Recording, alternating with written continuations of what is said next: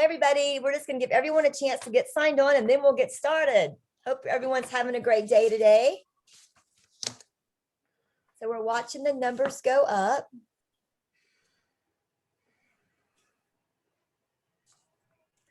So good afternoon and welcome to your Benco webinar, Gateway 2021, Crossing the Bridge into Dentistry. My name is Kay Huff and I will be your Benco host for this afternoon. Before we get started, I need to go over a few housekeeping rules and give you some CE guidelines. So number one, each person must sign in using their legal name. What I mean by that is the name that is on their license if you want to get CEs. Each person that's registered, if you want CEs, must log on onto their own computer. It's really important that we see that you're on because the CE is time-stamped. So make sure that you're logged on and not watching it with someone else. Also, if you're calling in from your cell phone, and what I mean by that is not if you're pushing the link and coming onto the Zoom meeting, that's different. But if you're literally dialing in and listening in with just the Zoom call, we can't see that. All we see is your telephone number. So if you're going to want CEs, I'm going to need you to send me your name, your telephone number that you're calling in from, and the title of today's course. You need to email that information to practicecoaching@benco.com. Again, that's practicecoaching@benco.com. Also, at the end of the webinar, everyone will receive a survey. Please make sure you fill out that survey and let us know if there's anything that you would like to see in upcoming webinars. We definitely want your input. It means a lot to us. Also, at the very bottom, you're going to see a Q&A button. At the end of the course, Dr. Ferris is going to make sure he wants to answer all of your questions. So I had told you earlier to make sure that you bring all of your questions to the call tonight. So they will be ready to actually help you and answer any questions that you may have.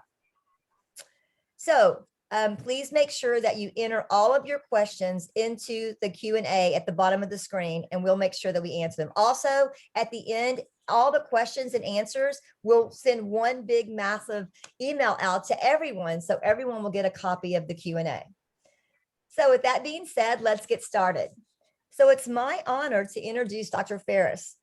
Dr. Ferris, I guess you went to the University of Missouri in Kansas City.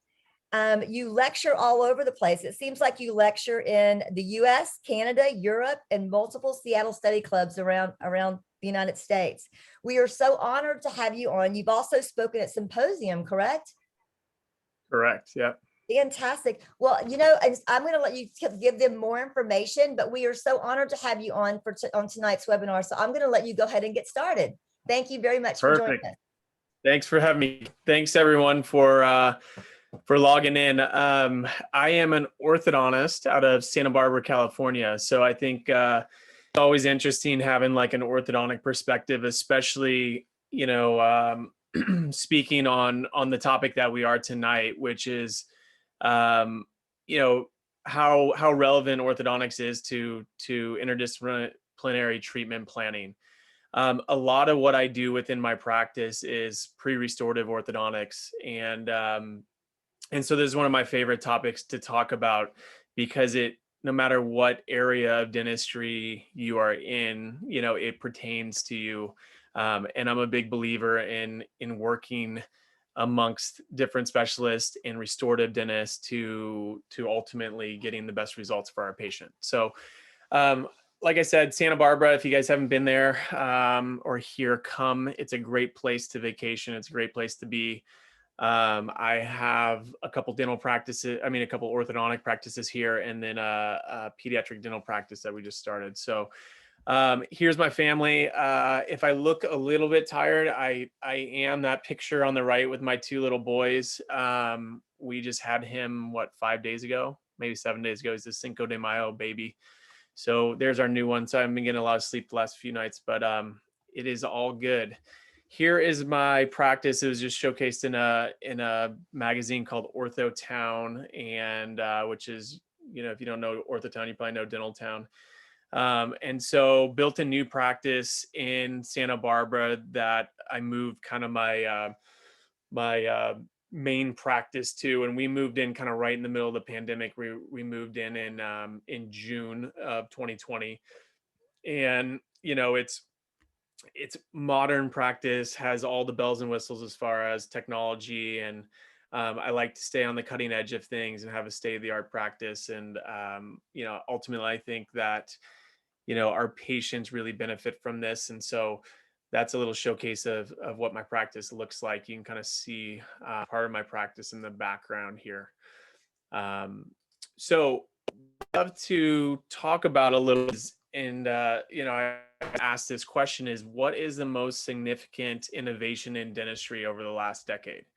So anytime we're in a live audience and we have people raising their hands, there's a lot of different things that people raise their hand about, but one is definitely scanners, right? Intraoral scanners. That's something that always comes up. I would say, you talk about CBCTs.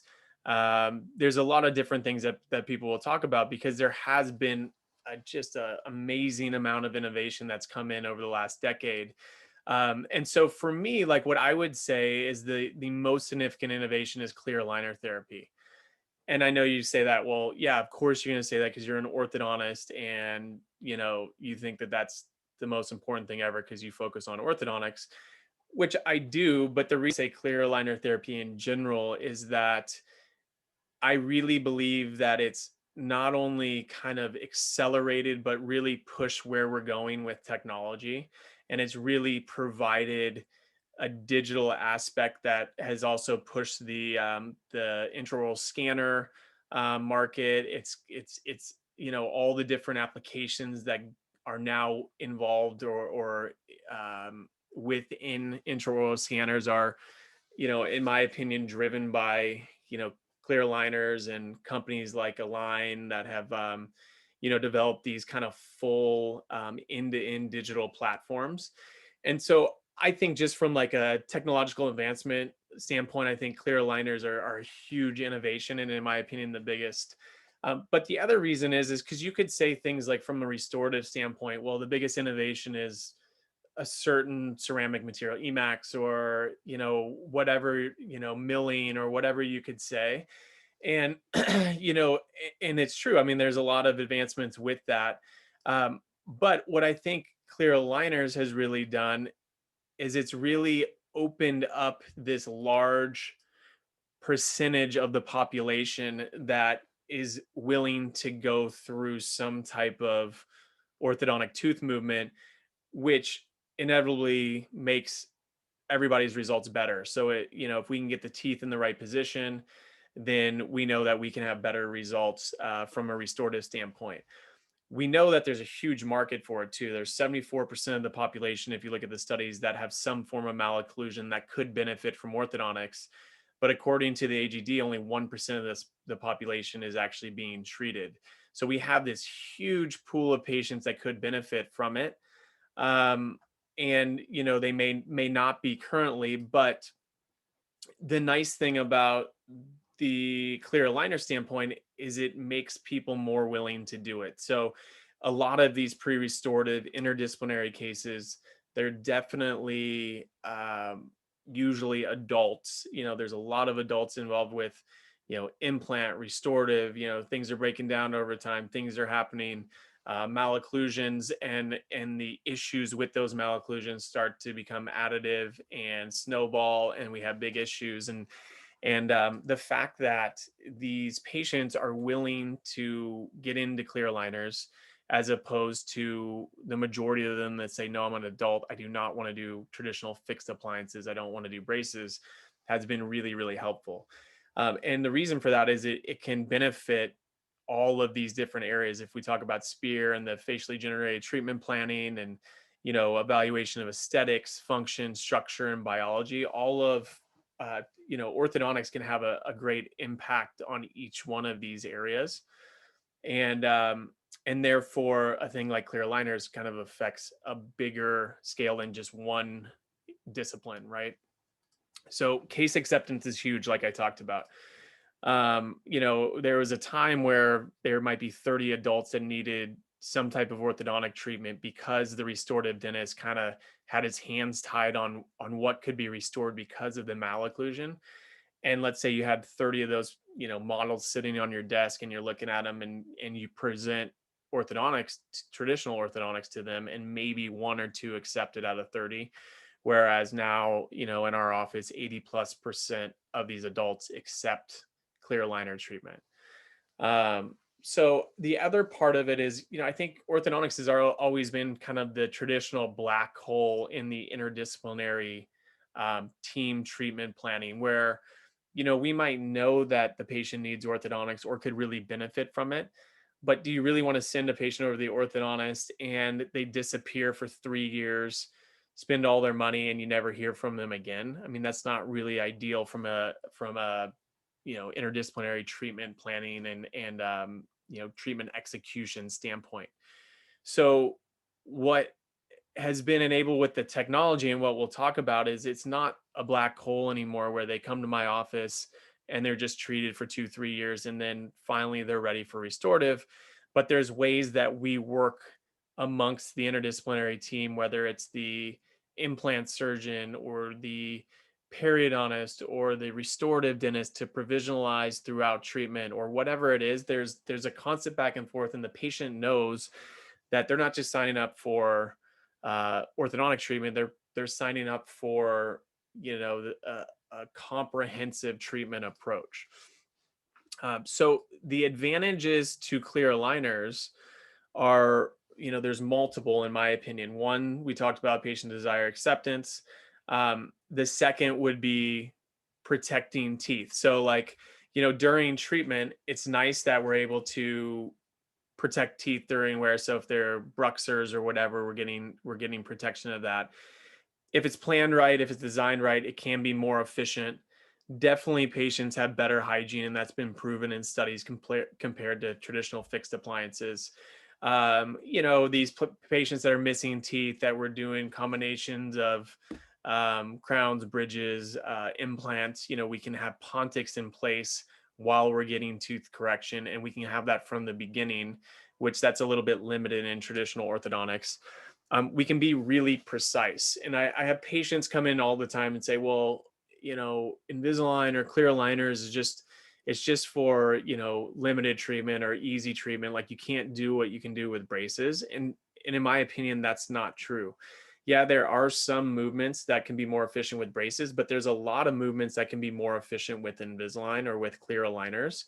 And the precision can be at a whole new level that we haven't had within traditional orthodontics. So for example, if we have tooth size discrepancy and we want to build up the laterals, like, I can program in that I want a third of the space mesial of tooth number 7 and 2/3 the space distal, and I want to inset, a 0.5 millimeter because we're doing whatever type of ceramic restoration. And I can plug all that in. As long as I design the aligners to do what they need to do, it's very, very precise to 1/10 of a millimeter, where in traditional orthodontics, we're playing with open and closed coil springs and trying to push teeth into these positions.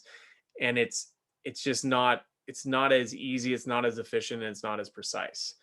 And then I think ultimately, like, using the digital technology. So, where we've come in orthodontics in general, especially in the clear aligner space, from when we went from PVS impressions to scanners, and then all the different aspects within the scanners, and then the ability to get these aligners made precisely and made effectively to do these fairly extreme tooth movements it's been remarkable.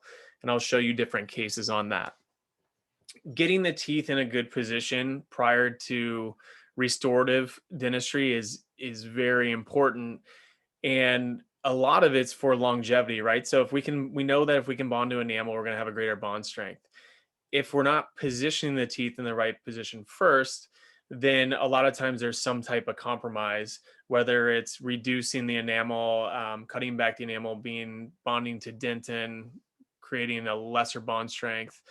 We also know, like, different bites. So if you have a deep bite, if you have really upright incisors, that can put a lot of force on the anterior teeth, which if you just restore in that position and then restore wear, ultimately something's got to give, something's got to break over time. Sometimes it can load the joints. There's a lot of different things that can go with that.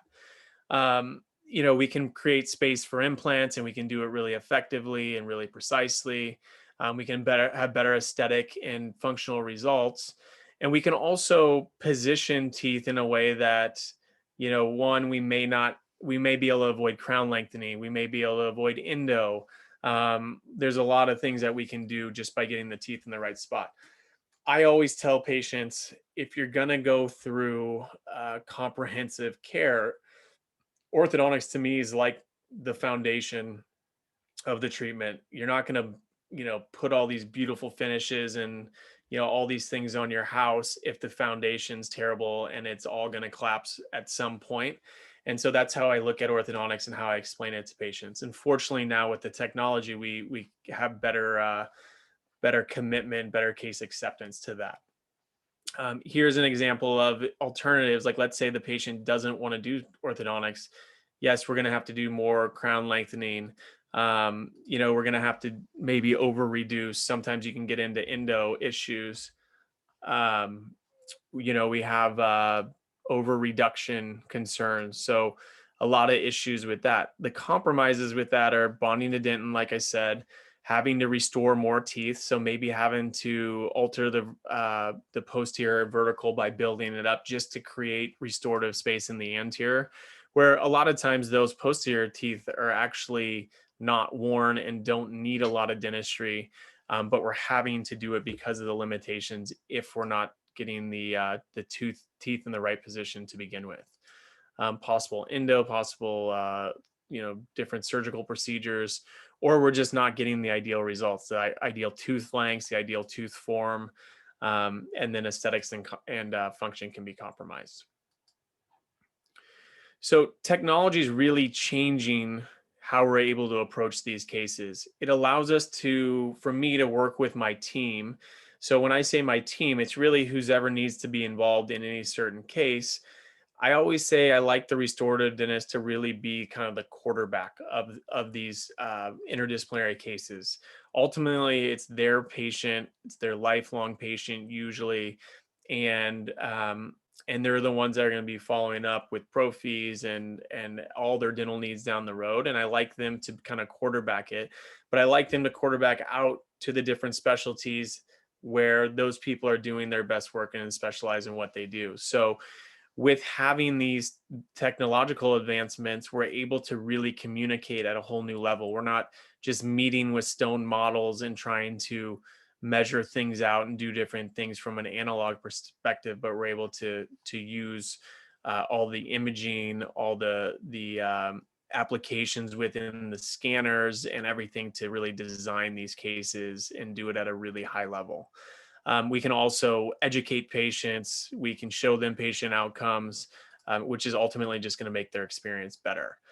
So within technology, within my office, every single new patient I have gets a CBCT.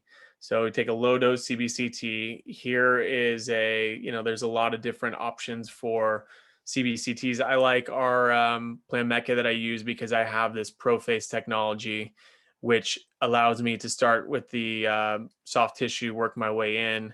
And then obviously I can look multiplanar at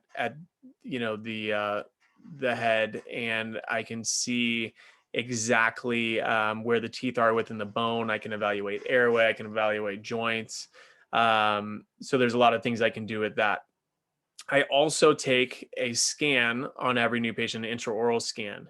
So this can be really valuable for a lot of reasons. For me, at my new patient visit, I like to be able to use the software to simulate what type of movement I want to see.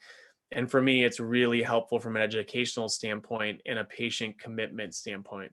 So I used to be using my hands and saying, oh, we're going to intrude and we're going to do this and we're going to do that. And now I just show them exactly what type of tooth movement. And it's no longer like, oh, are you going to bury my teeth in the gums when I tell them I'm going to intrude their teeth to open their bite? They see that, no, everything's remodeling with it. Everything's moving with it. And that can be very helpful. And then on the treatment planning standpoint, then I have this along with video, photos, everything to then be able to communicate with my interdisciplinary team, to ensure that we're planning things from the beginning and that we have a systematic process to get them to their final restorative outcome. Intraoral imaging, in my opinion, is it's just amazing the strides that we're making. In my office, I have multiple scanners. I've had pretty much every generation of the Itero. Right now, we have two of the new ones on order, and I have the Element 2 with 5D. So I'm able to look at and use the NIRI technology to see the interproximal caries, which you might ask, well, why would an orthodontist need to know that? What I really want to know is I want the patient to know that I'm looking at their overall oral health and I'm not just straightening teeth, but I also like to be able to communicate with the dentist. And so since I'm taking these scans frequently, it's nice to have this capability, because I can always, if I see something suspicious, I can always refer over to the dentist, which is, it's helpful because it's not just a one-way street where the dentists are referring to me for orthodontics, but I can refer back if there's issues, and then the patient or the parent know that I'm really keeping an eye on overall oral health. The newer scanner that we have coming, which like I said, I use Itero, and I use, when I talk about, there's a lot of different clear aligners on the market, right? And so for me, I use what I feel like I can get the best results with and the best tooth movements with. And so the majority of all my cases that I treat are done with Invisalign. So if I say Invisalign clear aligners, I kind of sometimes use it interchangeably. But since I use Invisalign, it's also really helpful having an Itero because they integrate so seamlessly. And then there's been so many advancements within the scanner, where we do have that NIRI technology that we talked about, but also the scanners are getting faster, the footprint's getting smaller. There's dedicated AI chips so that it can start kind of learning what I like to do in certain cases. Here's what that NIRI technology, where I can just basically go along the arch and I can see interproximally. It basically shows up as kind of the inverse of what you would expect on an X-ray, where an interproximal lesion is radio opaque or white looking on there. And then I have the intraoral camera image as well. And so that can be really helpful, especially when evaluating worn dentition and cracks and stuff like that. So technology is definitely changing our industry, and it's just allowing us to treatment plan better than ever before, which is, in return, one, it's really exciting from a doctor standpoint, and that I really get excited about these difficult cases that take a lot of critical thinking and that take multiple different opinions from different experts or specialists within our interdisciplinary team. But the really exciting part is where we're seeing the outcomes and how that patient experiences, because that's obviously what we're in it for, but also it's what grows your practice as well. So looking from just a strict business standpoint, if a patient can get great outcomes and a great experience, then it's a win-win for everybody. And I always look at this kind of curve on I call it the practice of change, but the business performance of traditional businesses. Every business is on a curve like this, and it's just a matter of if you keep advancing, inclining on that curve, or if you start to decrease or diminish. And so we've seen amazing companies that have diminished, right? That have come into the market, they've crushed it for a while, and then they didn't adapt, they didn't change. And then what happens is they diminish. And it's not to say that, they had some of the brightest minds, some of these big companies. You look at Kodak's, you look at Blockbuster, stuff like that. And although most dental practices are on a smaller scale than this, it's rare that you find a dental practice that's just kind of, maintaining a flat line. You're usually either growing or declining. It's hard, unless you're just in a no competition area, it's hard to just really tread at the same level. And so for me, I always want to be innovating. I always want to be changing because I always want to be growing. And so for me, I think the technological aspect of what we're able to do in digitizing my practice has been what has changed for me over the last decade so greatly and really amplified my growth. We also, what we're seeing is we have different companies that are starting to merge or acquire each other or whatever. And this is going to be great for interdisciplinary care. So when you have a company, for example, like a line that takes on an exocad, and you have such a big player within the restorative digital space, and now you can combine the benefits of orthodontic tooth movement and the digital platform that goes along with that. And then you can visualize, plan, you can create, you can develop, guided surgery plans, and they all cohesively work together. That's where I think more and more the industry is going to head, where there's going to be platforms that, digital platforms that basically encompass all the different disciplines, and it's going to be so helpful from a treatment planning standpoint and from an execution standpoint. So standard of care in my office is, I want every patient to have the imaging that they need so that I can educate them, they can have a great experience, I can leverage that technology.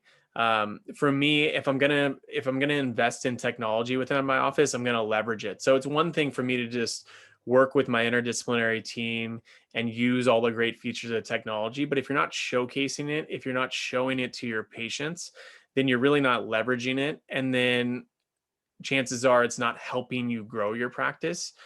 And then there's no reason, in my opinion, to buy it. So if you're going to invest money, because we know that it's not cheap to move into the digital world within your office, you need to leverage that so that your practice is growing as a result of it. And then it's going to improve the quality of care and the interdisciplinary communication. So for example, like if I have a patient, I'll look at and say, here's 3D planning. I can adjust the outcome. I could show them, let's say we wanted to remove a tooth, I could show them what that would look like, where we can move the teeth from there. If I want to intrude teeth, level the gingival margins, I can do that. And you can see, how I just move teeth up and down wherever I need them to go. They can see what it's going to look like. They can see where I want them to end up. And then I can do the same thing with my restorative dentist. And ultimately, it's about me talking with my restorative dentist about where they want the teeth, or where the implant dentist wants the teeth, where the space is. And then it's about executing. So it's about the 3D planning. So this is basically stage by stage, aligner by aligner on what I want to see tooth movement wise. And that's where it's on me to get the teeth to respond by the force that I place on the teeth, in order to open vertical dimension or whatever needs to be done to provide the clearance or the space to do that. So a lot of times within my office, it'll look something like this, but basically I'll take my restorative dentist, and maybe once a week I'll meet with certain parts of an interdisciplinary team, and I'll say, if I can move the teeth here, will that be acceptable? And basically what the dentist will do is he'll say, no, I need it here. I'm using this type of restorative material. These are my concerns. And so basically I move them to a final endpoint that we can both agree on. And then I have exactly that, which is an endpoint. So that's huge, because I think sometimes you'll work with an orthodontist and the orthodontist will keep sending back to a general dentist and saying, are we there yet? Are you happy with where the teeth are? And for me, using this technology, now we have that endpoint. So if you think about it like Google Maps, we have the destination, and then that stage by stage animation is really the turn by turn on how we get to that destination. As long as I set that up right, teeth end up in the spot that we had planned from the beginning, everything's going to work out really well. The tools that I have as an orthodontist are huge, because I have really precise numbers on exactly all three planes of movement, which you can see in this tooth movement table down here. I can assess the size of the teeth precisely to 100th of a millimeter in this Bolton analysis window that you see on the right. And so really this wouldn't be possible if the scanners weren't accurate, right? So there's studies to show that these 3D scanners, um, especially the major players at this point, have equal or higher accuracy compared to conventional impressions. And so it can definitely, the conclusion of this study, for example, is it can be used as a replacement for conventional impressions. And this one set up to 10, restoring up to 10 units without extended edentulous spans. So definitely it's come a long way. Well, let's look at how we use this with patients. Okay, so I have a lot of patients. You'd be shocked how many 70-year-olds come into my office looking for orthodontic treatment. I doubt that was a thing 20, 30 years ago. And it's just so prevalent right now. And I would accredit clear aligners as a big reason for that. And just awareness from restorative standpoint on what we can really do if the teeth are in a good spot. So this guy knows he's been wearing his teeth. If we look at him, you can see facial thirds. We can go through, evaluate. When we look at him intraorally, you'll see uneven gingival heights. You'll see what teeth he's missing. You'll see severe attrition. He's got a two-size discrepancy because he's missing tooth number 7 and tooth number 10. So what's this essentially done is it's caused the upper arch to be smaller in proportion than it should be to the lower. So it basically caused an end-on bite all the way around. Most likely was contributory in him losing posterior teeth and posterior support, which then amplifies the issue because as he's lost posterior support, all the functions in the anterior and he's end-on in the anterior because he has no overjet. And therefore he's just severely wearing down all of his remaining teeth. So here's what he looks like. We talk to patients, depending on the studies you read, once you're through the enamel and you're into the dentin, we know that can wear 7 to 8 times faster because it's softer. So I tell them, although you've made it this far and you're 70 and you've worn half your teeth away, it's going to accelerate even more because you're into the softer layer of your teeth. So here's where he's at. Here's where you can see his pan where he has no molars on his lower posterior. Here's what he looks like from a Ceph standpoint. So the thing to note in a Ceph is the interincisal angle here. So just to note, these anterior teeth, they should sit, this interincisal angle should sit at about 130 degrees. And he's, 40 degrees more than that.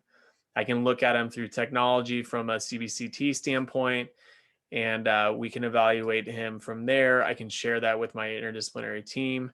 Here's his interincisal angle, which is 166 degrees. Here's his skeletal position. Skeletal, he's class 1. He's just end-on because of the auto rotation, because of loss of support, and also due to the fact that he's missing number 7 and number 10.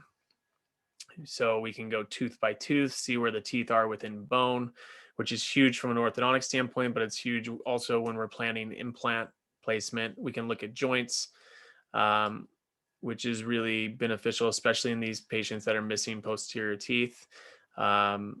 Because like I said, sometimes it can load the joints. And so here's what the step-by-step looks like, defined by where we want it to end up. The thing that's a little different is when I program the teeth to move, I over-engineer it some because I know that teeth aren't going to move one-to-one with what I see on my setup.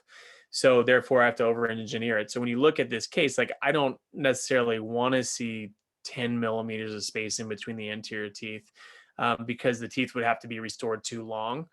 But that's the overcorrection that I build in. The challenge with this case is I need support. So, orthodontics is all about, it's like a game of tug of war where we're pitting kind of the fat, big, large back teeth against the skinny little front teeth. If we're playing tug of war, we know the fat, strong guys are always going to win. That's what the molars are to me. And the ultimate strong guys are the implants, right? So if we can get some osseous anchorage, then we can move teeth wherever we need to because we have absolute anchorage. So here's some options with traditional fixed appliances. Here's things I've done with TADs where we actually place TADs and then we span elastics over the aligners to intrude them. So we have a lot of different options with that. But one of the best options is just placing implants early. And so that's where this interdisciplinary treatment planning has really come in, because we're able to position teeth in a way, or position implants from the beginning, where at the beginning, when we place these, it might not look like they're in the right spot because the teeth haven't moved yet, but we can predictively see where the teeth are going to end up, and we can place the implants early as a result. And then I can use those as the anchorage to be able to move the teeth. So studies show you can immediately load these orthodontically. Other studies show, maybe wait 3 months. That's usually what we do. um, a lot of my surgeons at this point are using dynamic navigation to do this. And so even my best surgeons that, thought that they're the best at freehanding implants, they've really benefited from the technology with different navigation and digital planning of it.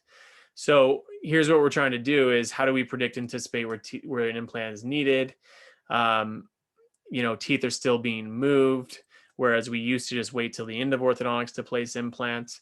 What are the limitations? Depending on which system you use, there might be limitations on which STL files you can have during the different stages of tooth movement, and then the digital planning and guides for accurate placement. Okay, so once we do that, and here's just a look at, different options that we have. And so, there's, I know Benco has options for, guided implant design and everything. And so here's a look at some of the options. Here's how we sit with the oral surgeon or the periodontist or the restorative dentist that's placing the implants. And basically we can integrate the intraoral scan that I've acquired with the CBCT, and then we can plan nerve map, we can plan type of implant, where we want it early. I'll sit with them and decide on that based on what the tooth movement is, what it shows within my design. And then it's ultimately the surgeon getting in the right place, where navigation has really helped. So that's where that digital aspect of that has come in, not only from a treatment planning, but from an execution standpoint. And then, it's basically goes something like this, where we take a scan on the new patient. Then I use that scan to then educate the patient, get them to commit to treatment, and then go over where we need it to be with the interdisciplinary team. So use that simulation software to move teeth wherever we need to. From there, then it's my job to design the plan and how the teeth need to move and execute that tooth movement.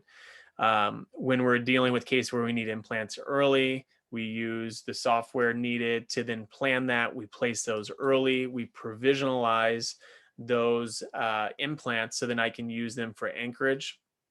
Once those are in, then I have a lot more control. I can rescan. I can design new aligners to then move the teeth where I need to move the teeth. So here is post ortho, and this is how much I was able to open space. I was able to open vertical. Here's just a provisional try-in that this happened within the last few weeks. But you can see what was able to be added to this patient tooth-wise, just from the tooth movement that was able to be done with the implants placed in the back and provisionalized in the back. So you can see quite a bit of tooth movement. I can also, as these teeth wear, they also get narrower, right? So I can design the space in between the teeth. So not only are we restoring length, but we're also restoring the width that we need. There's other softwares that are essentially lab-based as well, that, let's say a patient doesn't want to proceed with any orthodontic treatment, then we can kind of design from a restorative standpoint, what needs to be done. How much do the posterior teeth need to be opened up, enabled to, or built up in order to open up the anterior bite? What are the compromises are going to be? So this is kind of generated by a lab and the dentist, and this is just one example of a software that is really nice to be able to plan and visualize. Sometimes if you're still kind of teetering on the analog to digital and you haven't kind of completely made the jump, sometimes, for example, I'll have a dentist and say, for example, they want the patient to be treated to CR. So they have a certain position, they want the joints, and it might look completely different than what they are in MIP. So they might mount the case, send it over to me. Then when I take an intraoral scan, instead of scanning this CO bite, I'll actually scan the model. So I'll scan their mouth, and when the scanner asks for the bite, I take the scanner out of their mouth and I put it onto the typodont. The scanner doesn't know, it still thinks I'm scanning their mouth, but I scan them in that mounted position, and then I can treat to that right bite, which you can see is significantly different, right? So here's where, being in California, I'm a guy from Missouri that lives out in California, and California is an interesting place, but there's a lot of this, right? There's a lot of emphasis on aesthetics, and we got all these fillers and Botox and people walking around. And, for me, there's a big emphasis on not only aesthetics, but the function, the structures, and the biology behind it. And what I really do is help create that harmony. And this takes an interdisciplinary team, in my opinion. But form follows function. So usually things that look good tend to function pretty well. And there's a dependent relationship between that. So between optimum occlusion and excellent aesthetics. And so that's really what we're seeking. Okay, I'm going to go through one more case, and this is just another example of what we look at. But if you look at this case, you might say, oh, well, they're class 1, and, you know, midlines are close, and there's not a lot of crowding, everything's okay. Well, this patient was not happy with her smile, and she's already had some restorative. So you can see some restorative on the laterals on the upper, but you can see tooth wear. You can see lingually inclined posterior teeth. You can see a gummy smile in the posterior. And then you can see her front teeth are in a pretty good position, but they're shorter and they don't kind of occupy the full smile line like they should, or fill out her smile like they should and follow her smile line. Here's her Ceph. Here's a way to look at it. It's good to know if they're brachyfacial, mesiofacial, dolichofacial. So the real key, and this is another part of digital dentistry and what we've really been able to do, is help identify the proper position within the face. So we have a dynamic smile. We can't just use 2D imaging to be able to determine that. And now we can use videos, we can use CBCTs, we can use intraoral scans, and we can really design that. So Kokich, he had a great kind of line that he created that was basically the most posterior occluding tooth, and then he draws through the commissure of the lips where the lips meet. And the idea was that the upper incisors should fit like 2 to 3 millimeters below that line, the incisal edge should be, and then the lower one should be on that line. And that should be able to determine kind of where you want the teeth to end up. Well, now, and there's studies from, long time ago to more current, where we can use dynamic documentation and smile design, such as Kristen Coachman's work, to more accurately decide where the incisors need to be within the face. Okay, so this is where, when we get these beautiful smiles, there's always a great smile line in these aesthetics. And so that's what we're really driving for. And this is what this patient's lacking and what she doesn't like. Okay, so you can see where she is, what she looks like.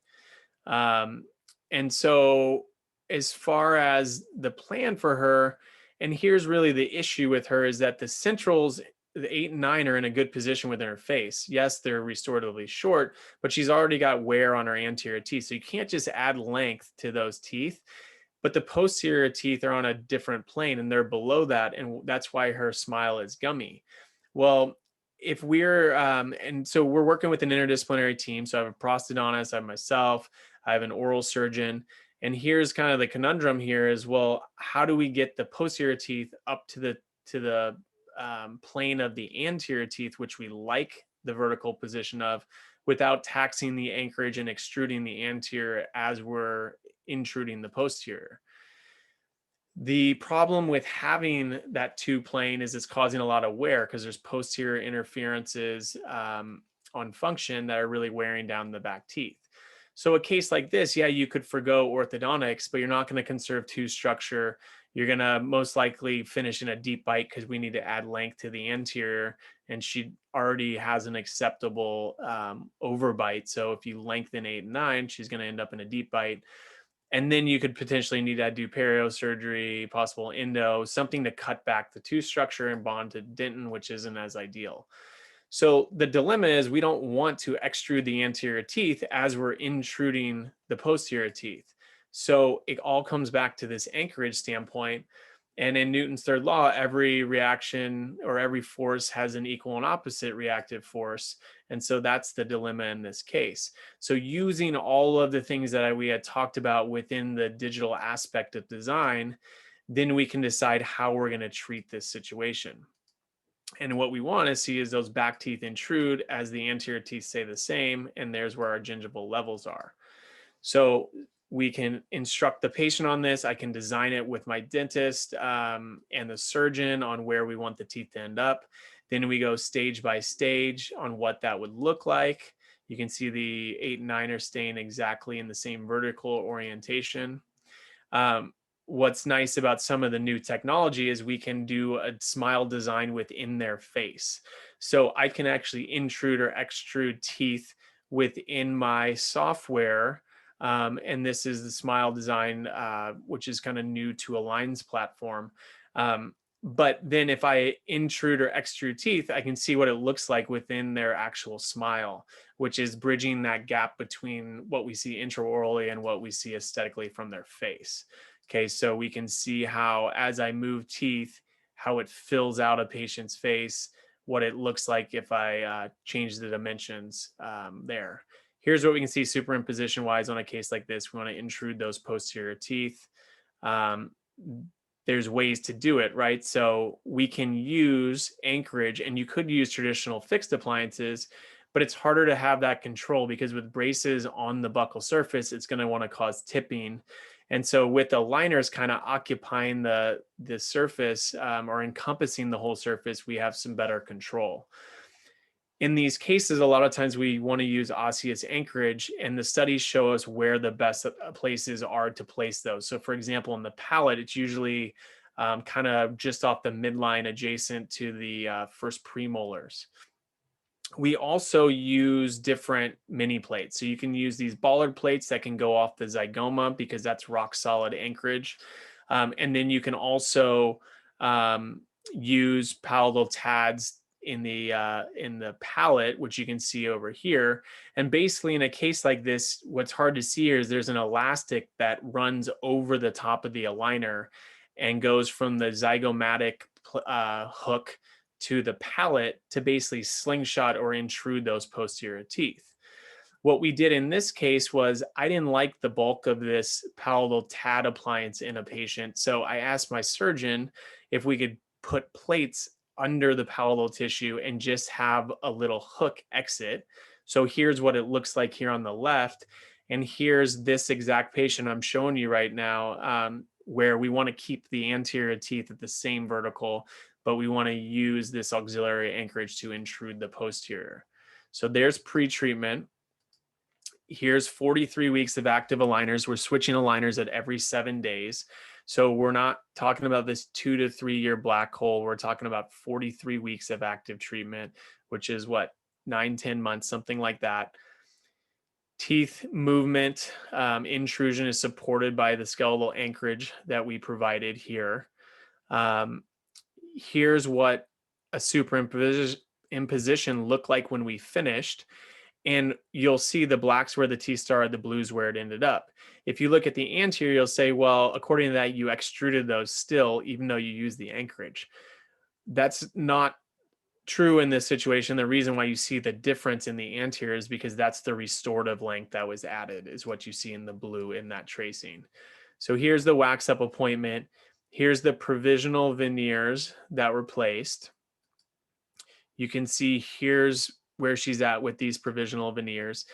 A lot of these cases, when we provisionalize, then I can rescan, and then I have a good idea of tooth length and shape. And if I need to fine tune occlusion or fine tune tooth position, I can. Here's where her final is. So here's where you can see smile design, smile line is super important.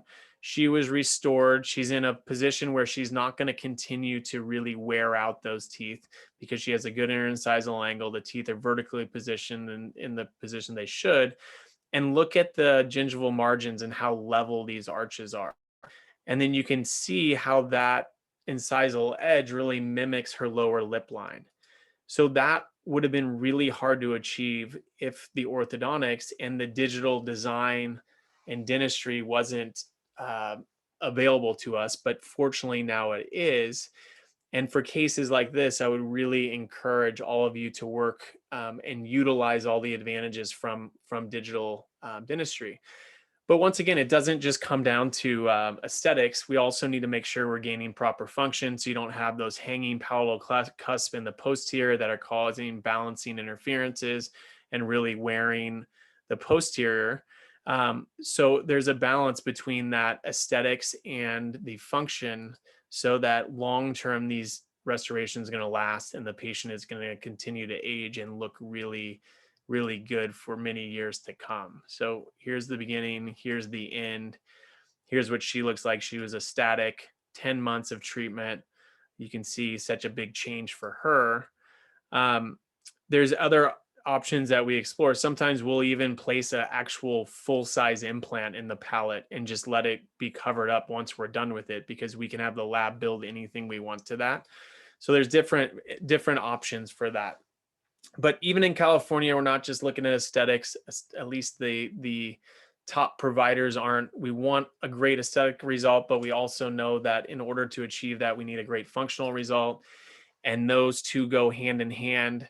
And so we want to make sure that not only does it look nice when we go through our excursive movements, when we look at the function, everything's excluding like it should. So I hope you guys took something away from this lecture. I mean, it's really about future-proofing your practice. We don't know what's going to happen in the future, but we do know that technology is really helping us out.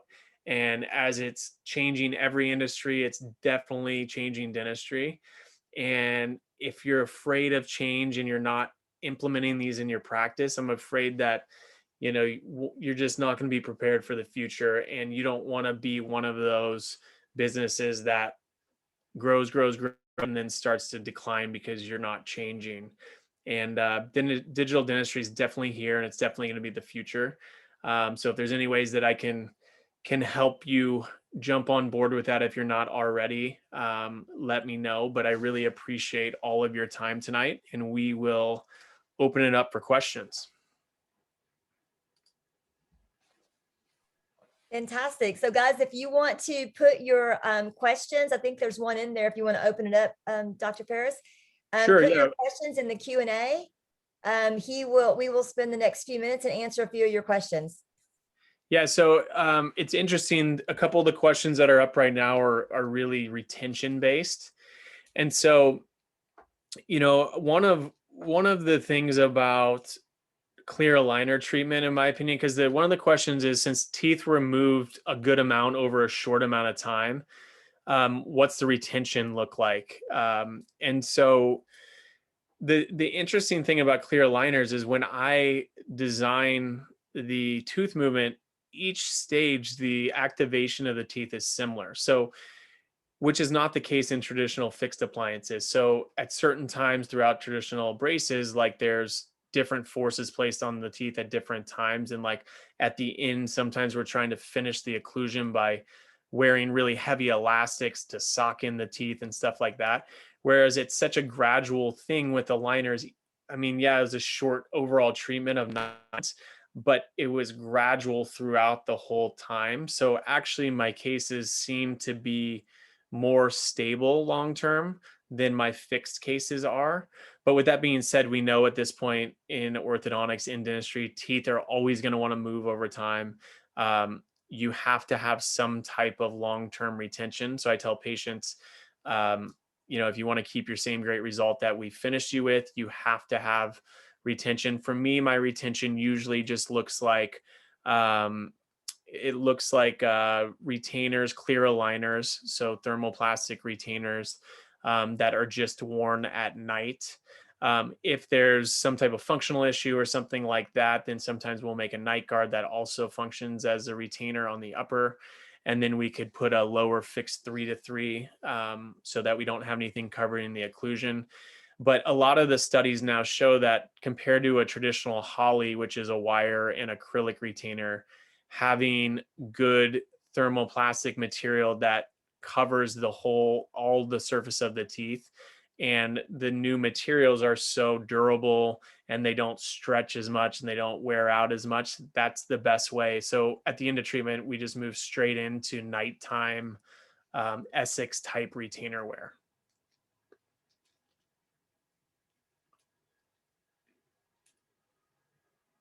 Sorry. I'm on mute. I need a t-shirt that says I'm on mute, right? So please keep entering your questions in. And what I'd like to do now is I'd like to bring Chris on, and Dr. Ferris and Chris can stay on together. Hey, Chris. So Chris is going to go over a little bit about some of the merchandise that Benco actually will, the equipment that Benco that we use, correct, Chris? Yeah, that's right, Kate. I'd like to thank Dr. Ferris for being on tonight, and thank you, Kate, for having me. I'm actually the CAD/CAM product manager here at Benco. So now we'll kind of switch gears a little bit, talk about the products we've seen in tonight's webinar. I'd like to say Dr. Ferris really hit the nail on the head today, really discussing better aesthetics with functional results, right? So the iTero scanner was actually a restorative scanner to start that gradually became an orthodontic focused scanner. So it's very good at all different aspects of dentistry. Like Dr. Ferris mentioned, you have the ability to use this for diagnostics, patient education, restorative, implants, ortho, and also preventative. So with the new 5D technology, with the near infrared, you have the ability to use that for caries detection in the mouth. But Dr. Ferris, I do have a couple questions for you as well. One thing that I get a lot as a product manager is what it's like when you incorporate this into your office, right? I think you mentioned you had about 5 iTeros in your office at the moment. So what is the learning curve for your assistants in your office? Yeah, I mean, I would say that it's become so intuitive scanning. Like, it used to be hard on the older iTeros and you had to be really steady, and it just took some time to like actually capture the teeth and do what you need to do. And now it's just become, you're basically just moving the wand across the teeth and it's capturing these so well. So, I mean, I have everybody within my office capable of scanning, and everyone's kind of cross-trained. So my treatment coordinators, my chair side, everyone scans. The only person in the office that doesn't scan very well is myself. I just don't even need to do it because my team can do it in 3 minutes or less. But it's easy to do. And so it's just really, the nice thing is if you buy one, then you have some training that goes along with that. And you might want to start like just training on scanning like a typodont. And then after that, then just having the team kind of train on each other. And I mean, you could be ready to rock pretty quick. And then as far as like all the applications within it, the simulations, all that, it's really intuitive and straightforward and easy to kind of use right away. Yeah, so even for those doctors that are more restorative in function, right? There are things like time lapse that can show gingival recession, tooth wear over time. So you could actually compare a scan from today compared to 6 months from or 6 months in the past. So as long as you're scanning each patient when they come in, that's one of the pluses of the iTero scanner. Now, I also had another question. I believe on both of your patients. So the provisionals, were they 3D printed, or? I do not believe that they were 3D printed. I know that they were both lab made resin, of composite resin, but I do not believe those were 3D printed. Although I know that those capabilities have greatly improved lately as well. Excellent. And for everyone in attendance tonight, if you do have any questions on any of the products that you've seen, whether it's iTero, exocad, or any implant navigation, please reach out to your friendly local Benco rep. We'll be more than happy to help. Thanks, Chris. Fantastic. So thank you both. Alyssa, do you want to go ahead and pull up the ending slides?